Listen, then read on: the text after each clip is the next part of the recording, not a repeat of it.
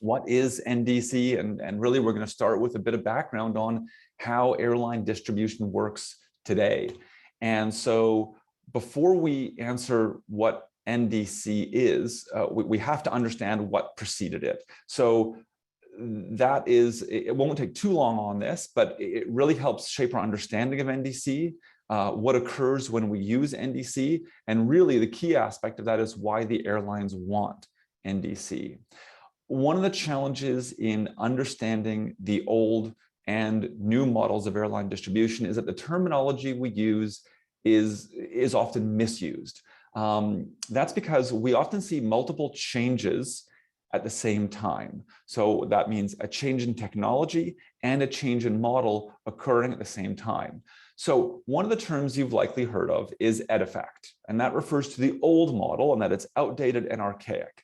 But the thing is, edifact isn't actually an airline distribution model. It's simply a data exchange language, a method of structuring data sent between two different groups or parties, and it's used across many different industries. The most common data exchange today, or the common modern data exchange, I should say, is XML, and also used across many, many industries. You don't really need to know the difference between those two. Yes, edifact is archaic, and yes, XML is better. That's more than you need to know at this point. But if that's all we were talking about, and it's the language you often hear from those promoting this, we could have kept all the same pieces in the infrastructure the same and just changed the language that is used to communicate between them. But the reality is that it's not just a change in the language. It's about the change in the model, and that's what the airlines want throughout this, is a change in that model. So let's examine the pre-NDC model. At the center of it, you have the GDS. The GDS collects data from multiple different places, all ultimately originating at the airlines, and aggregates it to allow you to sell flights today. So there's schedule data that flows through OAG, there's fare data that flows through ATPCO, and there's availability data coming from the airline passenger service system. And the GDSs are doing all that work to aggregate all that together and to allow agents to do searching, pricing, shopping. Once you book a ticket, the passenger data is sent back to the airlines, and a ticket number is returned to you. So visually, what does this look like? You see the schematic here on the screen. The top two boxes, the OAG and ATPCO, airlines are regularly pushing or publishing data to them on a certain frequency, but it's not live. It's based on how often they want to or need to update schedule or fare data. And the GDSs pull down that information on their side on a set frequency. And we used to know that there were certain times, particularly the older agents remember this, there were certain times when you knew you'd find lower fares in the GDS because that's when the GDS loaded that new fare data from ATPCO on that particular schedule. In the old days, it was weekly, then eventually became daily, then it was multiple times a day, but it's not actually live. So when you do a search in the GDS today, the GDS is compiling responses based on that data that they store from those two sources.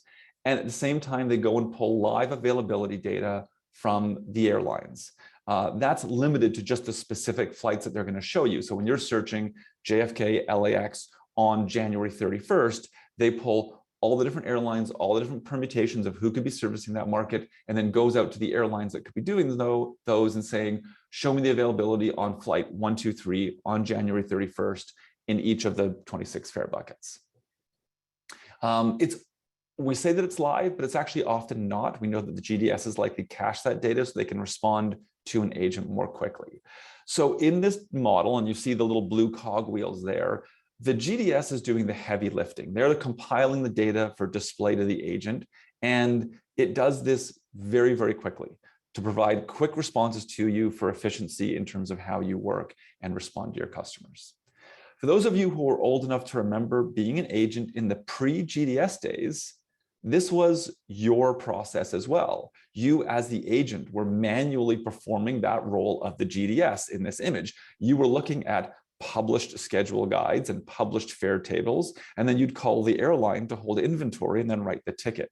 So that's just a bit of the background on the visual of how it works today.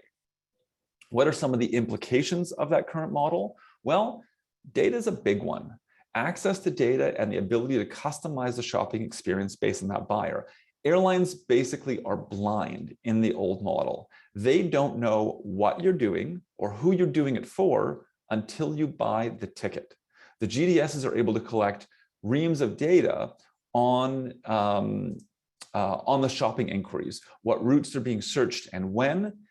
And generally, the GDSs then sell that data back to the airlines. The airlines want it, they want it live, they want it quicker, and they want it richer than what they're able to get from the GDSs today. But importantly, in that old model, no one, including the GDS, knows who the end buyer is. Because when those shopping inquiries are being made, a GDS, in theory, would know who the agency is, but doesn't know who the actual buyer is. Again, until a ticket is actually purchased. The airlines want to be able to customize the response, knowing when someone has status so that seat selection or extra legroom is made available for free. None of that exists in the current traditional model. Another consideration is product, and specifically the evolution of product. The airlines wanted to innovate and claimed that they could not do it under the traditional GDS model. Now, that claim is disputed and has been discussed for many, many years, but ultimately it doesn't really matter whether the airlines or the GDSs were right about whether it could or couldn't be accomplished in the current model, because that impetus has pushed us to where we are today with the onset of NDC. So specifically, as airline content has changed over the years from a basic ticket and a seat through unbundling and rebundling and selling of ancillaries and the real evolution of product we've seen over the past 15 to 20 years, there was always the question of how and where those product options could be purchased. And it was quickest and easiest for airlines to just simply sell it on their own website. To be clear, I say it was easiest, it wasn't always easy. It was not uncommon for airline, their product side, to evolve so quickly that they would have to sell some of those items post-purchase because even they struggled to put it into the purchase path when buying on their website, but they did eventually get there. But the GDS display, the availability and inventory model didn't lend itself to these new products. So over time, some GDS did custom development work with specific airlines in order to sell premium seats or baggage or things like that. But it was custom work, which is generally expensive. The display wasn't always ideal for the product being sold. And it would sometimes vary from airline to airline what that shopping experience was for the agent.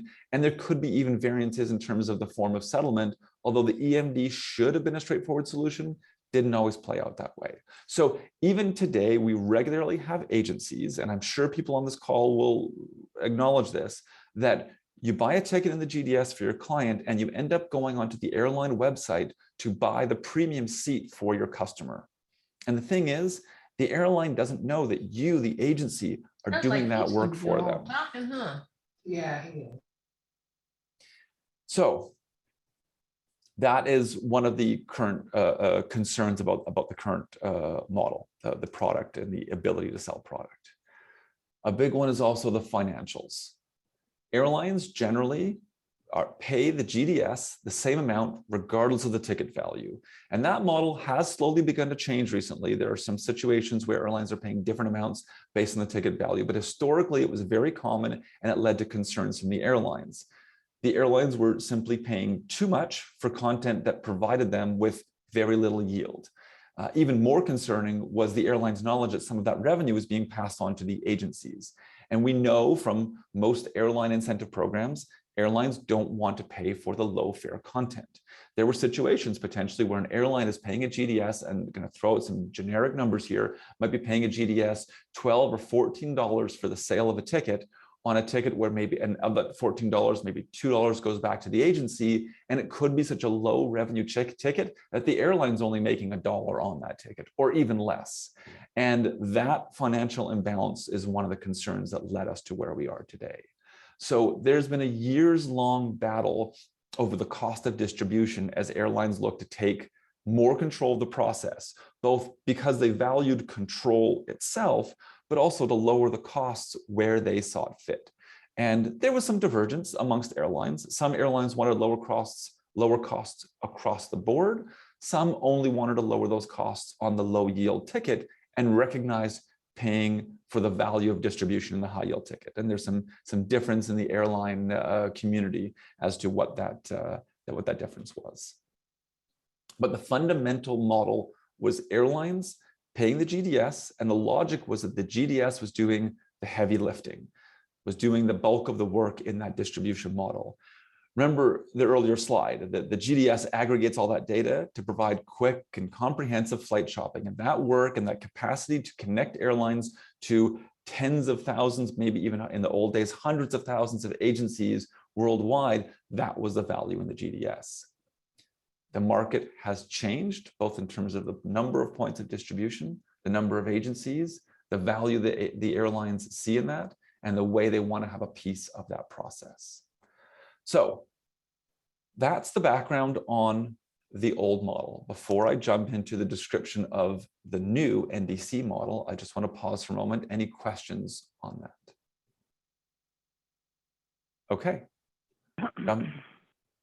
Jumping into NDC. So we earlier referenced EDIFACT to clarify that it's simply a data exchange language, and that so is XML. And NDC, which is the new distribution capability, sounds like a complex system. It's built on XML, but really NDC isn't a system. It's what's known as a schema. What that means is it's a common way to structure and describe data. So when you're exchanging data using XML, let's all call the same fields the same thing. So we're going to use the term last name instead of surname. And things like a true false field will show in the data as a 0 or a 1 instead of a yes and a no. It's a document that ensures that everyone exchanging data is treating each field the same. That's obviously massively oversimplifying it, but at the core, that's what it is. And to be honest, you don't even need to know that much. The important thing is that just like EDIFACT, the industry uses the term NDC to describe the distribution model that was put in place at the same time as this different language and schema and data structure. So in theory, we could have kept all those same pieces that were in place and described earlier and just used the XML language to exchange data instead of EDIFACT. But as I said earlier, this isn't really about technology, despite what has been said many times over the years in the promotion of NDC. It's about a model change, and there's a lot of change to that model. So what's different? Effectively gone are OAG and ATPCO. The airlines don't publish generic info in the NDC world. The data is all coming from the airlines via an aggregator that has the right to connect to that airline. And this aggregator, it could be a GDS, or it could be one of a breed of new aggregators, of which there's dozens, but common names you might have heard of would be Travel Fusion, Atrius, TP Connects, Duffel, and a few others like that. An agency could even build their own connection directly to an airline, connecting to the airline's NDC capacity. Or even a client could do it themselves. In the early days of Lufthansa's NDC journey, famously, it was reported that Volkswagen, one of their big corporate clients, was building their own connection directly to Lufthansa's NDC capacity. So when you search for that flight, that info is passed to the airline, including, importantly, who is asking, both who is asking as the agency, and if the traveler consents, who is asking as the traveler, including things like their frequent flyer number. So now in that model, the airline knows exactly who is asking, and the response is tailored to them. And again, tailored both to the end buyer, but also potentially to the intermediary, you as the TMC. The response back is known as an offer. You'll hear this terminology a lot, specifically from the GDSs later today and the airlines tomorrow. An NDC response is known as an offer. The offer is for a specific flight at a specific price with specific inclusions as may be determined by the airlines. And that offer has a specific time limit before it expires, typically about 20 to 30 minutes. So the role of the GDS or the aggregator is to pass through the search info to the airline, collect the airline's responses, and display all those offers back to you. And when you buy, That offer is then sent back to the airline. It's converted into what's known as an order, which is another important term in understanding NDC. There's an offer, which becomes an order once you've purchased it. So let's look at this visually, similar to the last schematic that we saw. You can see the processing, the work that has to be done has shifted. The airlines are now shouldering much more of the processing burden than they did before.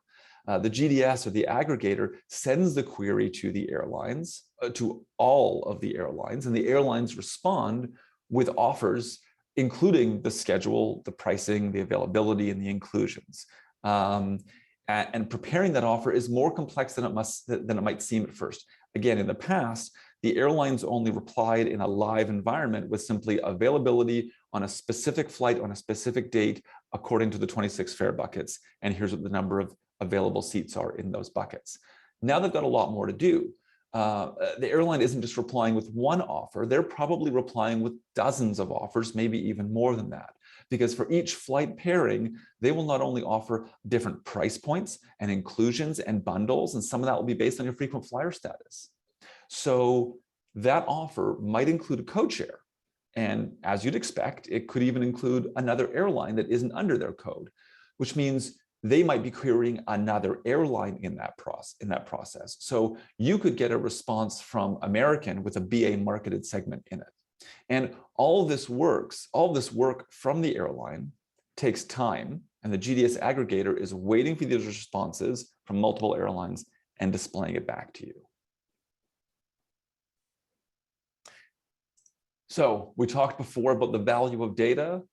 Airlines now know in the NDC model who is making the inquiry, the TMC, and likely the traveler and their corporate account. So there's an option for anonymous shopping in theory at the traveler level, but the value in the system, according to the airlines, is in the identification, because knowing who you are, knowing who the buyer is, the airlines are able to tailor a package, a response, a bundle that really suits the needs of that specific person. But importantly, they have so much more data on the types of inquiries being made, not just at the individual inquiry level and the ability to customize each response, but the fact that they have the aggregate data, who's making inquiries, how many of them. This can be really useful for airlines in things like route planning and pricing. So that rich data is worth a lot to the airlines. Another new capacity that will be introduced with NDC is called continuous pricing. So instead of airlines filing fares in one of the 26 fare buckets that they're used to filing fares in, according to the 26 letters of the alphabet, they can offer prices at any level, at any time, based on their factors. So, and this could include customization based on who's asking. So we would normally see, let's say there's 5 seats available at the $300 level. When those sell out, you've got 5 seats available at the $400 level, and so on and so forth. In the new environment, they can introduce price points on a curve or a graph between those, so that you don't have to jump from the $300 level up to the $400 level. They can offer one at $350 or $325 or whatever other price points they want to. It offers the ability for airlines to be much more customized in their pricing. They call this continuous pricing. Airlines claim that this will always result in the same or lower pricing for the customer because it allows price points between the previous buckets. Now, that's a theory. That's what the airlines claim. Is it true? We don't know. That's one of the things about this, is the visibility and the transparency is gone. Whereas before you could see availability in buckets and published fare tables, those don't become as visible to you anymore. So in the past, in theory, they could close out a bucket. Let's say they didn't want to sell anymore at the $400 level. They just close it out, and all of a sudden you're buying at the $500 level. But when they did that, it was for all buyers. Now, they could, in theory, close out certain buckets or certain prices, or there really aren't even buckets anymore, but simply not offer a lower fare to certain buyers, knowing their purchasing tendencies. Again, it's a theory. It's something that they're capable of doing. We don't know that they are doing it, and we're not suggesting that they are, but it's one of the areas of concern in the entire NDC model. Onto the financials, which was a big piece before, and it's even bigger now when looking at NDC in terms of what the impact is. Where the airlines previously paid the GDS for distribution and the agencies received a piece of that, the shift to the NDC model takes the bulk of the control and the processing over to the airline side. And therefore, the airlines are, in simple terms, no longer interested in paying an intermediary for doing the work because the airlines are shouldering more of that work. So the airlines will simply make available their NDC pipe to whomever wants to connect to it, and the aggregator pays for its own development and operating costs and wouldn't get revenue from an airline in the way the GDSs did. So there were periods of time in the evolution of NDC where some airlines were offering agencies a direct incentive to book content via NDC. It was well publicized that American was offering $2 per segment if you booked an NDC segment. This was several years ago. I don't believe it's still in the market. Everything we've heard and read as it relates to what's coming in April, that $2 offer is no longer on the table. We can certainly ask the American rep in tomorrow's session that question. But whatever had or has been or will be offered in that regard from airlines, it was always known to be, or it should be assumed to be, temporary, enough to ease the transition and to try and move the market to the NDC model. But we shouldn't assume that any kind of incentive from an airline for NDC specific bookings will be permanent. It may be something that becomes a negotiated part of an overall airline incentive program, just like you get paid more for booking a higher class ticket on a back-end program. NDC shares or ratios might become part of that. That will be something that we'll still discover as the market moves on. So what does this mean for the GDS financial model? There will be a reduction of GDS incentives to agencies, either because more content is booked outside of the GDS or because the content in the GDS won't qualify for incentives. So what are the benefits to us of the NDC model? For the TMC, debit memos should be eliminated or at least reduced. There's still, I suppose, a risk of credit card chargebacks, but tickets are simply offered at a set price, and your function in interacting with that is accepting the price being offered. You're not adjusting the pricing or tinkering with the fare lines or anything like that in the way that we had the capacity to before. So there really shouldn't be any risk of chargebacks or debit memos on that side. Similarly with exchanges. Exchanges should be automated in that they would go to the airline who knows the value of the ticket, that is their order, and they're going to say, based on that, you owe X amount more for this exchange, pay that amount. There really shouldn't be much more upon which debit memos would be based. So that should be a benefit. Again, until we see large-scale adoption, we won't really know how that plays out. Commissions could be automatically calculated and displayed in the shopping screen because airlines know the agency asking for the offer. They know which commission program you're eligible for, and they know based on the flight that you're buying whether it applies and at which level of a table it applies for, instead of you as an agent having to read complex commission tables and figuring it out. That could be entirely automated, both in terms of the display and the actual payment of it. Again, we've asked this question and we've heard that it's not currently being done by any of the airlines who are offering NDC, but that it is on the future horizon, something that may be offered. So it's something that we certainly in our conversations with airlines are encouraging. If you want adoption of NDC, offer a benefit like the automation of commission payments and display. In cases where the airline controls a ticket, and we'll get into this a little bit, we'll hear from the airlines and we'll ask them about this tomorrow. In some cases, an airline will do the ticketing. In some cases, the agency will do the ticketing. There's a bit of a shift in that specific area.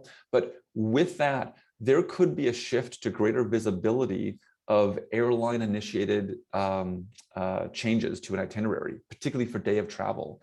When the airline is controlling that, it should be seamlessly synced into the GDS so that those things that we didn't see on day of travel, we might now have visibility of. That's for the TMC. On the buyer side, the traveler and the corporate client, they will see more content, more bundles, more offers, more specials than they have in the past. Also, the opportunity that they will no longer be paying for services that are included in their status or in their corporate contract. So knowing what the status of a traveler is, are going to have the right offer presented to them, which in a corporate contract, perhaps maybe they're granted complimentary economy plus or something like that. This would, in theory, ensure that those are always passed through and that they wouldn't be buying unnecessary ancillaries. Obviously, along with benefits, there are some drawbacks. What are the drawbacks of moving to the NDC model? Well, integration is a big one. Integration into all of the various third-party tools and systems. And the integration impact will depend heavily on which system you use to access NDC, whether you use one of the traditional GDS or one of the new aggregators. And it will also depend on the third-party tools and systems themselves, what their readiness and capabilities are on this system. NDC is not new. It's been around for, it talked about in theory for 10 plus years, in actual practice for well over 7 or 8 years, and becoming common in the last 5-6 years, particularly over in Europe. But depending on the market, depending on the size of the vendor, depending on their capacity, not everyone has made the adaptations to connect to it yet. And we'll hear more about that tomorrow. There's going to be a difference in capabilities between an agent and an NDC, an agent and an OBT. The online booking tools often have different NDC feeds than what an agent has, because the OBTs have often used a different approach to getting NDC content. We'll talk about this a little bit later this morning as well. This should get better and become more even over time. With the aggregator sending responses to multiple airlines, and the airlines having to do a lot more processing on their side than they historically have ever had to do, response times can, and certainly today will be slow. Right now, you get pretty quick responses in your GDS when you do an inquiry. When it's going through NDC, those NDC responses are slower because a lot more airlines are doing a lot more processing than they ever have before, and they don't all have the full capacity to do this at the scale that the GDSs have for many, many years had the capacity to do. So that will be slow. Again, that should also get better over time as the airlines build up their systems to be able to respond to these queries more quickly. There's an interesting one of suppliers bypassing a TMC. This is theoretical, and I'll tell you a bit of a narrative on this. When NDC first was proposed many years ago, one of my first concerns about it was this specific one. Strangely, I don't hear much about this in NDC sessions and seminars and industry discussions, but it's always in the back of my mind been a concern. So Andrew calls his agent at Uniglobe ABC Travel and asks for a flight from Vancouver to LA on January 31st. And I consent that my frequent flyer number can be passed through so I can get my customized responses. And it's an offer of a $400 fare between Vancouver and LA. And I don't buy it. I'm going to think about it, or I'm not happy with the price, or whatever it might be. Well, that night, Air Canada or whichever airline offered that $400 fare knows that I was the one who asked for that fare, knows that I was offered a $400 fare, and knows that I did not purchase that $400 fare. And because they have my frequent flyer number as part of that, how they know me, they also have my email address. So that night in my email, I get an offer from Air Canada saying, hey, we know that you want to go to LA on January 31st. Would you like a ticket for $300? Now, again, this is theoretical. We've heard no reports of this sort of thing actually occurring, but it's possible. In terms of drawbacks, obviously, as we discussed earlier, financial implications. There's going to be reduced or eliminated incentives, or even paying for the platform that you as the agent will be using. For the corporate account and the traveler, corporate contracts are often structured as discounts off of a published base fare. How does that work when there is no published base fare? Now, it's not really an issue for now because there still are going to be published fares, and we'll talk about that again in a moment in terms of the existence of published fares and the interactivity of that plus NDC. But in the long run, published fares could, or in theory would, go away. How will corporate contracts be structured? How will they be measured? That there could be some concern. The customized or personalized or custom fares make it more difficult to perform benchmarking, lowest logical fare calculations, and those sorts of things, because what's the benchline or baseline against which you are measuring and comparing? It simply becomes a little more difficult.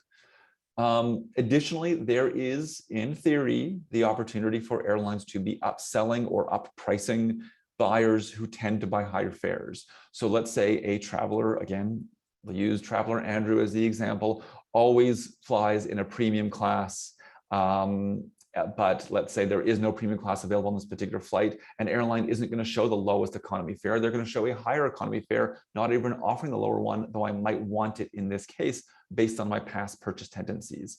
And again, airlines have specifically said in NDC sessions that I've been in that that's not what they're intending to do, and they won't do that sort of thing, but it's possible. So again, some of the concerns, drawbacks, and risks are not about what the airlines will or have done or have stated they're going to do, but it's about the theoretical possibilities of this model that giving them more control, there's a concern. Now, this is a little bit of the old school agent versus the airline kind of mentality of what are they going to do? But remember, the airlines are the ones that are pushing this model change, want the model change. So it's incumbent upon them to show the value for us and insulate us against the risks and concerns that we, both as TMCs and representative of the buyers, the travelers, and the corporate clients, need to make sure that our concerns are covered.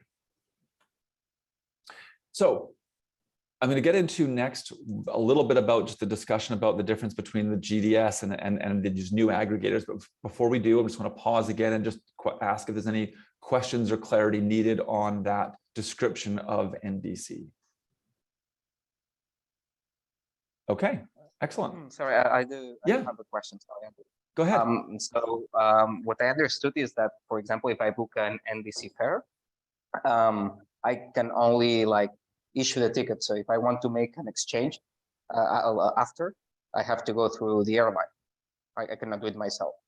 We can only just issue tickets. No, the airline will be in control of that process, but in theory, and this will vary from airline to airline, you can still do it through your aggregator. It can be an automated process through, let's just say, for simplicity terms, you're using Amadeus and their NDCs, their platform that includes NDC, and you booked a United Airlines flight on Amadeus using NDC, and you want to make a change to that ticket, you can do that in Amadeus, and it will go connect directly over to United and ask United, hey, we're exchanging this fare. What are the alternatives? What is the fare difference owed? And those sorts of things. So you still do the work. It's not you calling the airline necessarily. Now, there's a big asterisk on that, which is it depends.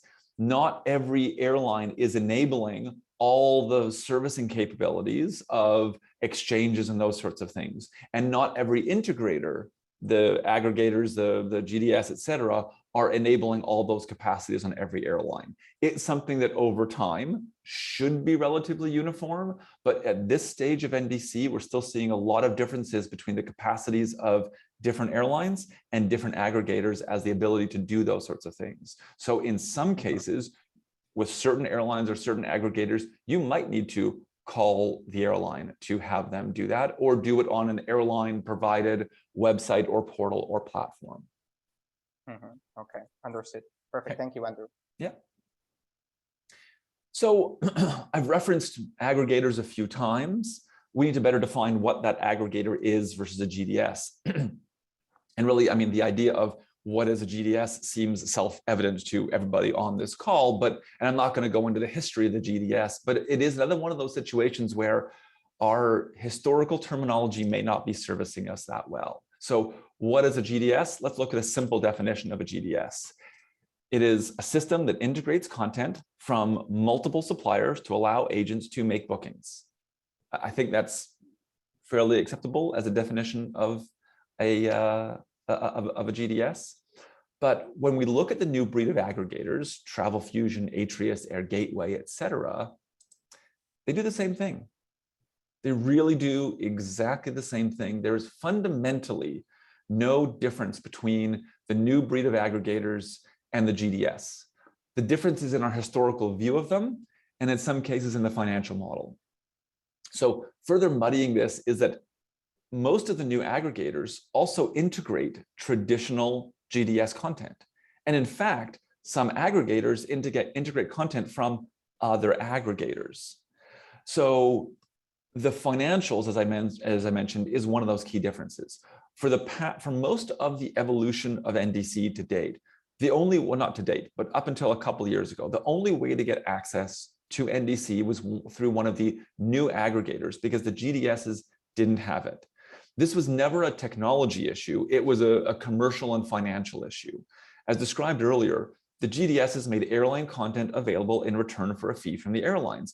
The shift to the NDC model was going to come with a radically different financial reality for both the GDSs and the agencies, so there was, understandably, resistance.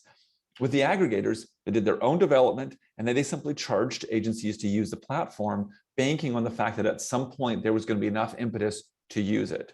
And there was. So this shift was from agencies receiving GDS incentives for each booking to now paying for each booking that they make when using one of these new aggregators. Because if you use an Atrius, a Travel Fusion, et cetera, you're paying to use that platform. So as you'll soon hear, through some aggressive tactics by some of the larger airlines, in particular, the three large European airline groups, the market, specifically in Europe, shifted to use these aggregator tools through necessity. With that reality, the GDS eventually pushed forward with their own development to integrate NDC content and arguably have done it better than some of these new aggregators. But in return for much lower fees than they used to receive from the airlines. Now, this is an assumption. We have not seen or had any confirmed numbers as to what the airlines are paying the GDSs for NDC connectivity. It could be zero, it could be something. We don't actually know, but what we do know is it's not enough for the agencies to get a piece of it. So again, just moving forward on this idea of aggregator and GDS and how they work together, here's another diagram to help kind of demonstrate that. So airlines A, B, and C all have their content available in the GDS, and it could be via NDC or EDIFACT process or both.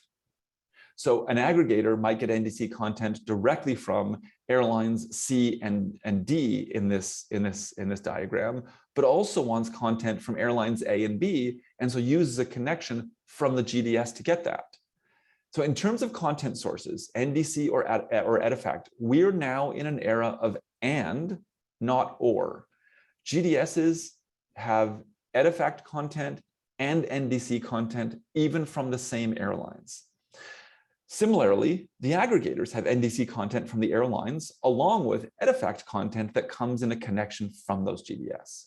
So those earlier diagrams I showed of the EDIFACT model and the NDC model, it's not one or the other, it's both. Both can and do exist at the same time, and even for the same airline through the same GDS or aggregator, if, and that's a big if that platform allows it. We know that some platforms that have the capacity to bring in data from both NDC and GDS, or traditional EDIFACT, from the same airline don't do well in terms of displaying the mixture of it. And one of those examples is Concur. We're going to hear from Concur tomorrow, but anybody who's looked into using NDC via Concur knows that when you turn that on for a particular airline, that's the only content you're getting from the airline. You won't get any of the traditional GDS EDIFACT content. So this coexistence is an important point because there are limitations to the NDC model. Interlining is not expected to function well or even at all really in the NDC world. So as long as the EDIFACT model is still available, you can still book that. Over time, we know that the airlines want to do away with the EDIFACT model because running two different distribution models will be expensive. But they've got to make further improvements and further evolution and broader adoption to NDC to get there.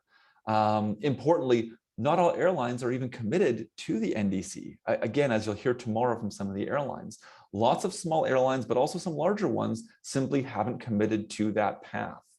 So we should reasonably expect both models to coexist and interact for, again, this is just my personal view, I would say at least the next 10 to 15 years, there will be that coexistence. So what that means is that some of those concerns I previously referenced in terms of, will we have baseline fares against which to reference? Will there still be published fares so you can calculate your corporate discounts and be able to confirm that your discounts are applied properly? Those published fares will still exist for a period of time. One further wrinkle to this is that I referenced that aggregators could get content from a GDS. It's entirely possible that a GDS could also get content from an aggregator. So let's say in this example that I showed that airline D wasn't making their content available through the traditional EDIFACT model, and a GDS hadn't bothered building to that specific airline's NDC connection. They could get it from an aggregator. Now, I'm not aware of that occurring today, but it certainly could. And as the evolution of NDC progresses, I wouldn't be surprised to see that at some point, particularly if there's a GDS who might be lagging in the market in terms of their their NDC capabilities and development. That might be a shortcut to get a bit farther down the road. So the choice between the traditional GDS or a newer aggregator really should be based on the process, the user experience, how that content is presented, how easy it is to use for you, the agent. The integration, how does that tool and the content connect to all of my third parties, my back office, my mid office, my online booking tool, and obviously the financials themselves. Under most of these metrics, the GDS will come out on top, but not all GDS are the same in their capacities, and we'll hear more from them later on today. So I want to speak briefly about the OBTs. I had referenced Concur earlier. To date, most OBTs, most online booking tools, have sourced their NDC content directly from an airline or through an aggregator like Travel Fusion. But that development has not always kept pace with the push to book NDC or the need to book NDC. And again, I'll call out Concur in this situation. An example of that is Concur's very limited NDC content, which so far for us, luckily in North America, this hasn't really been an issue, but it has been over in Europe. To be honest, I'm quite surprised at how much usage we have in Concur in Europe, given its limited NDC capabilities. As part of the GDS's approach to integrating NDC and EDIFACT content together for you as an agent desktop, they aggregate and normalize that and make it available also through their APIs, which is what an OBT like Concur uses to view regular GDS content. So given the fact that the OBTs are already connected to those GDS APIs and the NDC content is available in that pipe, using those connections would be much more efficient and effective for OBTs in order to shorten their development cycle to get NDC content available to the market. I'm sure each of the GDS will comment on that topic during their respective presentations as it relates to their conversations and work with various OBTs. I'm about to just give a quick little background, just literally one slide. We're not going to go into a huge amount of history on NDC rollout, but I see there are a couple of questions in the chat here. Crystal asked, in exchange with the residual, will it be an MCO or will the residual belong to the airlines as a voucher? That is a great question. I don't know specifically. I expect that that is going to vary by airline and will be a great question to ask each of the airline presenters that we have tomorrow. Another question from Rob. In terms of language, is continuous pricing the same as dynamic pricing? Yes, dynamic pricing is sometimes used to refer to other areas like dynamic packaging and that sort of things. But yes, the idea of pricing that is determined by the airline at the point of inquiry, those are effectively the same. So the history of NDC rollout and as it relates to ultimately, it's all about surcharges and content removal.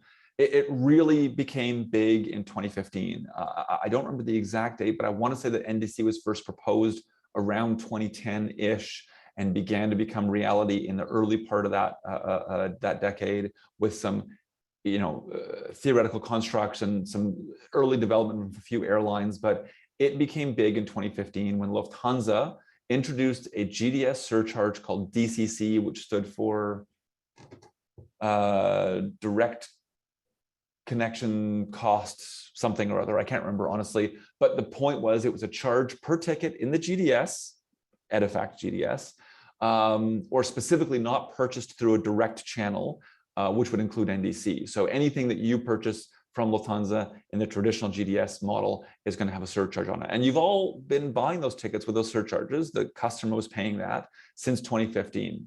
It didn't matter that much to us in North America because on a typical transatlantic, that $15 or $20 wasn't going to be that big of a difference to make an issue that the customer would find it, that much cheaper online.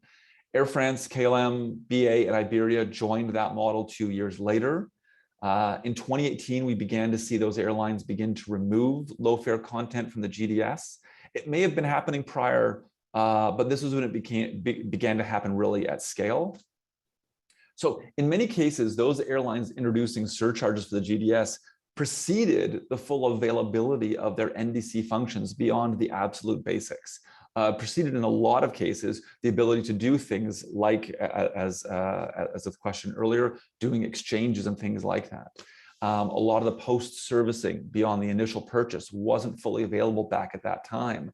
But the airlines were pushing forward with this model change regardless. And as mentioned back then, those agencies would have to go into an airline-provided web portal to accomplish some of those things or call the airline. European agencies were forced to scramble to adopt alternative processes and methods of booking. And you'll notice that I titled this slide History of NDC Rollout, but it's really about the history of the surcharges and content withdrawal, because that's what the advancement of NDC has been directly tied to, is the airlines forcing the issues on the agencies through these methods. And that is, in fact, why we are all here today, because on December 5th, American Airlines was the first North American airline to follow this path and announce a withdrawal of traditional content from the GDS. Having said that, we can be thankful that it is solely content differentiation that we're seeing rather than it being surcharges, and that that we've been able to wait this long rather than that our European colleagues have faced much worse times, and that there's actually solutions in place at the point that this is occurring. So ultimately, why use NDC?